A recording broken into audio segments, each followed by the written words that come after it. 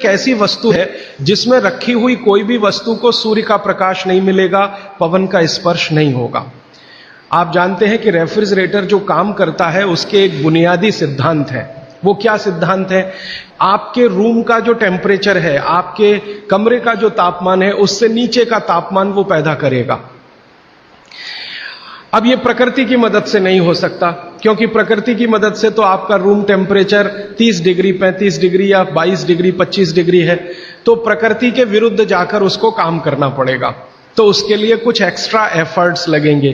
तो ऐसी गैस रसायन शास्त्र में जो तापमान को कम करने में काम में आती हैं, उन गैसों का इस्तेमाल रेफ्रिजरेटर करेगा। और एक दो नहीं, ऐसी 12 गैसों का इस्तेमाल रेफ्रिजरेटर करता है, जिनको विज्ञान की भाषा में CFCs कहते हैं, क्लोरोफ्लोरोकार्बन्स, जिसमें क्लोरीन भी है, फ्लोरीन भी है और कार्बन डाइऑक्साइड।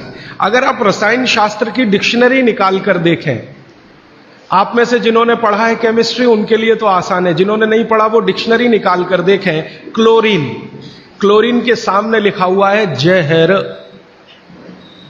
सीधे डिक्शनरी देखें, टेक्स्ट की बात नहीं कर रहा हूं, एक डिक्शनरी खरीद लें केमिस्ट्री की और क्लोरीन शब्द देखें तो सामने ही लिखा हुआ है जहर।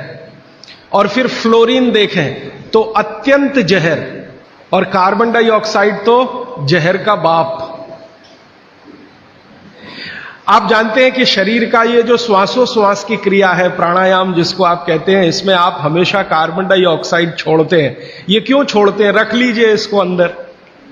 अगर इससे इतना ही प्रेम है कि रेफ्रिजरेटर लाके आपने घर के सबसे अच्छे स्थान पर रखा है, जो हर समय कार्बन डाइऑक्साइड से ही खेल रहा है, तो आप अंदर की कार्बन अंदर ही रख लीजिए, बाहर मत छोड़िए। बहुत प्रेम है आपको इससे, तो आप मर जाएंगे।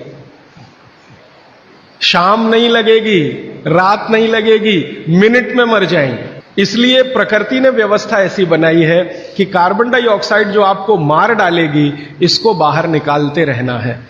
अब ये बाहर निकले तो आप स्वस्थ रहें। कार्बन डाइऑक्साइड जैसी ही खराब गैसों में क्लोरीन और फ्लोरीन की गिनती होती है। अब ये तीनों, कार्बन से मिला हुआ, क्लोरीन से मिला हुआ, फ्लोरीन से मिला हुआ 12 गैस एक साथ रेफ्रिजरेटर छोड़ता है। CFC1 गैस का नाम है, CFC1, CFC2, CFC3, ऐसी CFC12 तक 12 गैसें एक साथ छोड़ता, 24 घंटे छोड़ता रहता है, क्योंकि वो चालू है आपके घर में। अब इसमें आपने जो कुछ भी रखा है वो सब इन गैसों के प्रभाव में आता है। आप बोलेंगे जी हमने तो भोजन को ढककर रखा है। कितना भी ढक के रखिए, क्योंकि गैसों का असर इतना तीव्र है कि स्टील को तोड़ के निकल जाने वाली गैसें हैं। स्टील के मोटे पट्टे को रख दीजिए, उससे निकल जाने वाली गैस है, हाई प्रेशर की। तो अगर आप इतने सारे जहरीली गैसों से युक्त भोजन को 2 घंटे, 3 घंटे, 5 घंटे उसमें रख के फिर खा रहे हैं, तो माफ कीजिए, आप भोजन नहीं जहर ही खा रहे हैं। बस जहर में अंतर इतना है कि एक जहर है तात्कालिक और दूसरा है दीर्घकालिक। दीर्घकालिक जहर थोड़ा थोड़ा खाएं तो 5-7 साल में पता चला देगा, तात्कालिक खाएं तो 1 मिनट में आपको पता चल जाए। तो इसलिए मेरी आपको विनती है कि आपके घर में रेफ्रिजरेटर अगर ले लिया है तो इसका इस्तेमाल कम करिए, सबसे अच्छा है बंद करिए, और मेरी बात माने तो बेच दीजिए। कोई भी सेकंड हैंड खरीद लेगा, और नहीं बिकता तो लोहे के भाव में बेच दीजिए, तो भी आप फायदे के सौदे में रहेंगे। क्योंकि इसके रखे रहने से जो मन में लालच है, लालच पता है क्या है? अगर ये है तो कुछ तो करो इसका, अगर ये है तो कुछ तो करो इसका, अगर ये है तो कुछ तो करो इसका। तो कुछ तो के चक्कर में हम जबरदस्ती ज्यादा खाना बनाते हैं और इसमें रखते जाते हैं। सवेरे का शाम को, शाम का अगले दिन सवेरे, अगले दिन का शाम को, ये चक्कर चलता रहता है। और ये चक्कर में खाने का, और मैं आपको एक विनम्रता पूर्वक दूसरी जानकारी देना चाहता हूं कि रेफ्रिजरेटर का आविष्कार हुआ तो उसके पीछे कारण क्या था? हर वस्तु के आविष्कार के पीछे कारण होता है। तो इसका कारण था ठंडे देशों की, ठंडे देश हैं America, Canada, Germany, France, Sweden, Switzerland, Denmark, Norway, इन देशों की आबो हवा। आप जानते हैं कि ये ठंडे देश हैं, -40 डिग्री सेंटीग्रेड तापमान होता है और ज्यादा से ज्यादा प्लस में जाएं तो 15 से 20 डिग्री सेंटीग्रेड रहता है। तो 15-20 से -40 तक टेम्परेचर का जो वेरिएशन है ये बहुत तकलीफ देने वाला वेरिएशन है। आप कभी एक अनुमान करने के लिए प्रयोग करिए, मैंने किया था। मैंने एक प्रयोग किया था कि एक बार मैंने क्या किया, बर्फ का सिल्ली 1, 2, 3 चारों तरफ से लगा के मैं उसके बीच में लेट गया तो 15 मिनट में मेरा शरीर अकड़ गया। 15 ही मिनट में, जबकि मैंने खूब प्राणायाम और ये सब किया, 15 मिनट में शरीर अकड़ गया। और उस दिन मैंने मेरी बायोकेमिस्ट्री को ऑब्जर्व किया तो मैं बहुत ही परेशान था। फिर मैंने सोचना शुरू किया कि उन लोगों का क्या होता होगा जो इसी बर्फ के तापमान में 6-6 महीने सोते हैं, रहते हैं, लेटते, उनका क्या होता हो। 8-8 महीने धूप नहीं निकलती कनाडा में, अमेरिका में, यूरोप के देशों धूप नहीं निकलती, टेम्परेचर नहीं होता और यही परिस्थिति में उनको सोना पड़ता है। तो कितनी तकलीफें उनके शरीर को होती होंगी और शरीर के साथ उनके भोजन को होती होंगी, क्योंकि शरीर भोजन से ही है।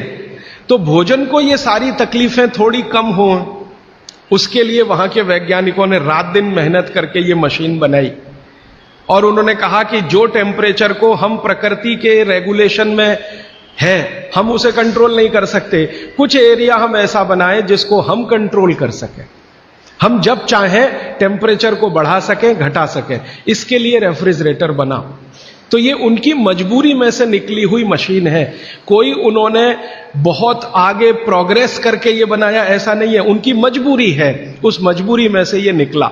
और उनकी सबसे बड़ी मजबूरी ये है कि एलोपैथी में कई दवाएं ऐसी हैं जो ज्यादा तापमान पे खत्म हो जाती हैं और कम तापमान पे भी खत्म हो जाती है।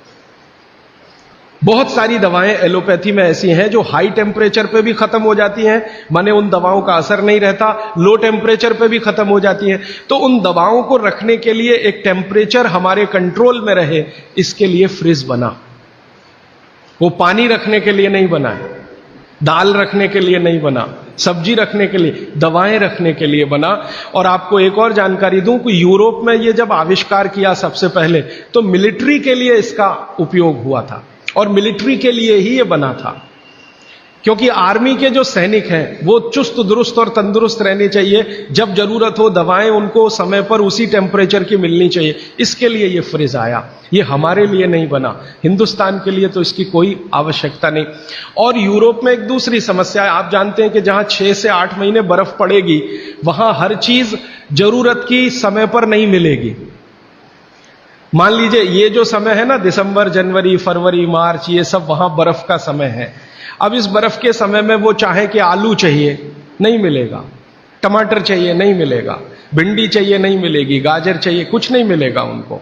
बर्फ मिलेगी, खा लो तो खा लो, नहीं तो उसको गर्म करके पानी बना लो, और कुछ नहीं मिलेगा। तो जो कुछ नहीं मिलेगा उस समय कुछ चीजों को स्टोर करके रखने के लिए रेफ्रिजरेटर है।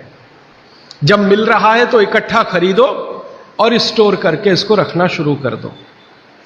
अब गलती तो ये हो गई हम लोगों से कि हमने बिना सोचे समझे विचार किए उनकी नकल के साथ ये ले आया अपने घर में, और ऐसे लोगों के घर में भी ले आया जो केमिस्ट्री बहुत अच्छे से जानते, जो क्लोरोफ्लोरोकार्बन्स को रोज पढ़ते हैं और पढ़ाते हैं, उनके ही घर में फ्रिज। मैं कहता हूं प्रोफेसर साहब आप ये क्या गजब कर रहे हैं, आप तो जानते हैं, क्या करें, पत्नी नहीं मानती, बच्चे नहीं मानते, तो आपकी केमिस्ट्री पत्नी को क्यों नहीं समझाई अभी तक?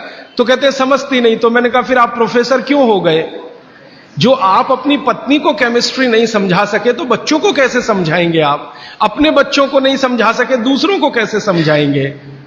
तो मुश्किल यह है कि हम विज्ञान पढ़ रहे हैं लेकिन वैज्ञानिक नहीं हो रहे, अपने जीवन में नितांत विज्ञान के विरुद्ध काम कर रहे हैं। प्रकृति और विज्ञान के विरुद्ध अगर कोई चीज सबसे खराब हमारे घर में है तो प्रेशर कुकर के बाद यही है रेफ्रिजरेटर।